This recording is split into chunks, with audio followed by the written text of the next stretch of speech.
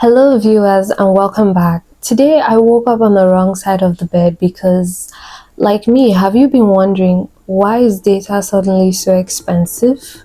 Why does it feel like the data is running away from my phone as if it saw a ghost in the middle of the night? Stay tuned. Now, me being the little tinker that I am, I had to do a deep dive because it was causing me sleepless nights. And I came up with these facts for you as to possibly why the data cost rose. So the first one is infrastructure costs. Now, infrastructure cost has to do with like building and maintaining telecom infrastructures, towers, things like that, and fiber optic cables. This is really expensive because Nigeria has a bunch of vast land, and within that vast land, it's got different terrains. Now, when I say different terrains, that means different landscapes. Some places have a hard, rocky soil, and then some places have like Lagos, for instance, that has like a very low table water, meaning that actually the ground in most of Lagos is not really hard, solid, rocky ground. It's mostly muddy and the soil is just very soft. So all these things, an engineer is going to tabulate it for the company and it's going to come out more expensive, right? So unfortunately, we the consumers now have to inherit that misfortune.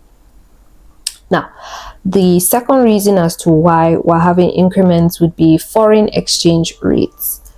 Now, most telecom companies import their equipment, and as you know, the naira is always ever depreciating against the dollar.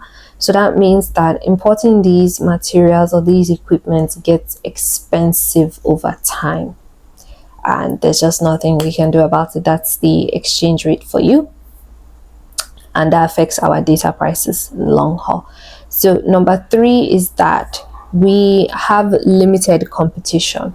Now, in Nigeria, in total, so far, we only have 4 major telecom companies. That is MTN, Glo, Airtel, and Nine Mobile. Once upon a time, some of you knew Nine Mobile as Etisalat, like me. And once upon a time, Airtel was known as Zain. That was back in those days. But yeah, it's still the same company, and we've got only 4. Now, in other countries where the market is more broad and open and receptive and they've got multiple providers, the limited providers in Nigeria means that prices hardly ever are reduced because they are all just playing a game of monopoly with us in the ring, and it's so sad, but that's just that. So lack of competition means prices will never go down. No incentive, no reason to. So that brings me to my next reason, which is government taxes and levies. Now, telecom companies in Nigeria pay multiple taxes and levies and licensing fees and so on and so forth. These extra costs now contribute to the high price of mobile data in the nation. And number 5, electricity issues. Now, Nigeria has unstable power supply. It's been like this for decades. I don't even think I grew up knowing electricity was a thing in Nigeria. It sounds like a folk tale at this point. But yeah, we have one of the poorest power supplies in Africa. Yeah. So this means that these telecom companies rely on diesel generators, and we all know with inflation every now and then at the drop of a hat, the cost of petrol, diesel, and fuel in general just goes up and down throughout the year. And this now adds to operational costs for these telecom companies, and then we the consumers end up covering that costs. Yeah. So let's talk about the possible solutions. One of the possible solutions we can try out as a nation, because stay with me, we need to work together, both individuals and the government. So that brings me to point number 1, government intervention. Now, government intervention can be things such as them lowering taxes on these telecom companies so that they can reduce cost for us, and maybe providing them loans for when times get hard, or just price regulation, like any other nation would do. They put price regulation on things maybe for a short period of time because they see the economy is not doing well and the people may be struggling and they need access to these sources. So number two, we need more fiber optic networks. So what this does is that basically we need more Wi-Fi connection in this country. We need more access to that.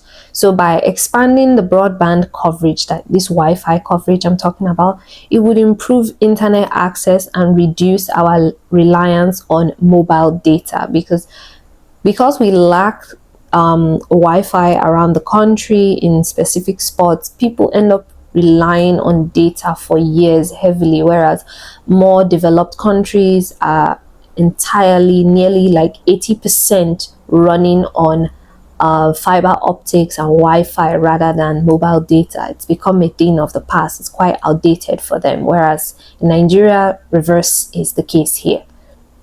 Number three, we can start having more competition. This means let's open up the market instead of, the usual top four that we know. Emergence of new telecom companies is going to drive up competition, and that's going to force the top four to maybe consider reducing their prices in order to maintain the customers that they do have already and maybe acquire new ones. So competition, great for us in the long run. At least we, the consumers. Maybe for the company, not so much, but hey, they'll survive. So those are the possible solutions that I have for us as a country together. But on a personal side, the consumers, I do have tips for you to work on your data consumption and maybe just, use less so that you spend less. So here are my tips I have for you. Consider using data saving mode on apps. If you go into most of your social media apps like YouTube, Instagram, Facebook, if you go into the settings panel, you're going to find out a majority of the time there is an option for data saving. Maybe it's going to be like you have to lower your stream quality or things like that. Use that to your advantage. There's a reason why the creators of these apps put data saving mode into them, because there are places like Nigeria where data right now is chowing us. So please make use of this. So my second tip I have for you guys is that consider downloading videos and music for offline use rather than streaming them online, because streaming tends to take a lot more data, because not only are you accounting for the data that individual song or video itself makes up, but then you're also online and other things, so it's cruising, it's charging you as you use. It's cheaper if you download it. Just do that, try it out and see if you like it. Then tip number 3 I have for you is to turn off autoplay and auto downloads. If you've seen apps like WhatsApp, for instance, where people post statuses, you notice that sometimes these statuses are automatically, like the videos and messages people send you, especially those group chats, those annoying group chats. You notice that sometimes your phone automatically downloads the videos, the memes, the voice notes. Maybe it's just people arguing in the group chat, but your phone is going to automatically download that if you did not disable auto download. And autoplay is mostly seen on apps like Instagram, TikTok, and YouTube, especially YouTube Shorts. When you go on them, they sort of like do this little preview clip and then they start automatically playing videos and everything that's popped up on your For You page or your home screen. Disabling that and only playing when you click on the video can really save you a lot of data. And maybe just disabling auto refresh as well. That's another thing you want to consider. Certain apps tend to refresh themselves just because you are simply connected, and that is taking your data. Instead, why not just enjoy what has already been preloaded down there? It's better for you in the long run. So that brings me to my final tip.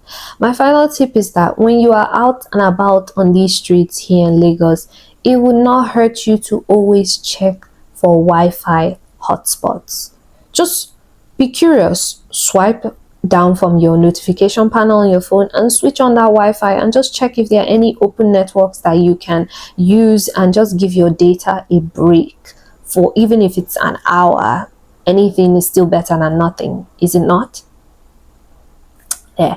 So while data is expensive in Nigeria, there are ways to manage it, and hopefully as technology advances in the near future, we can pray to see cheaper and more affordable data plans. So with that, if you found this video helpful and useful, don't forget to like, share and subscribe. Love everyone, and here's to hoping for a more affordable data plan as the months pass for the year of 2025. Bye.